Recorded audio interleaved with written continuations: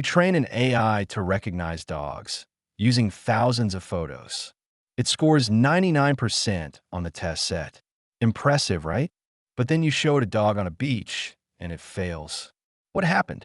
The model learned the background, grass, not the dog. This is the first clue. Data shapes what AI learns. AI models only learn from the examples they see. If your training data only includes dogs in parks, the model won't understand dogs in bedrooms. This is called data coverage, how well your data represents the real world. A narrow dataset creates a model that works only in narrow conditions. To get broad ability, you need broad data. Labels are the answers the AI learns from. If some dogs are labeled cat by mistake, the model gets confused.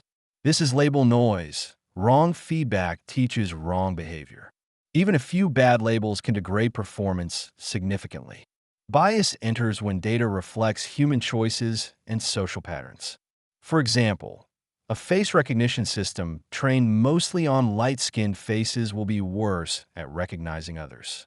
This is not about the model being malicious. It's about who is included in the data. Bias can also come from the labels chosen or the objective the model optimizes. Data is not neutral. It's a snapshot of decisions made by data collectors. Models love shortcuts, easy patterns that work in training but fail later. A famous case: an AI distinguishing wolves from huskies learned to look for snow instead of animal features. Because all wolf photos in training had snow and husky photos didn't. It looked great on the test set, but in real life with no snow, it failed. Shortcuts make models seem smart on paper, but fragile in practice. A common myth: more data automatically fixes bias. But if you add more of the same bias data, you reinforce the problem.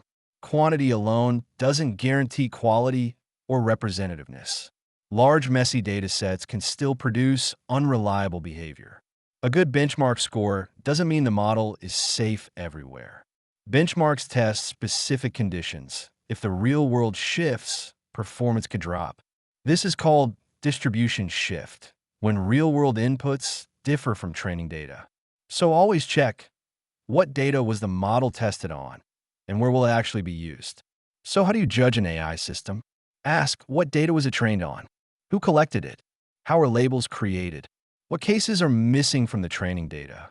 Has it been tested on the situations where you'll actually use it? These questions help you see past the hype.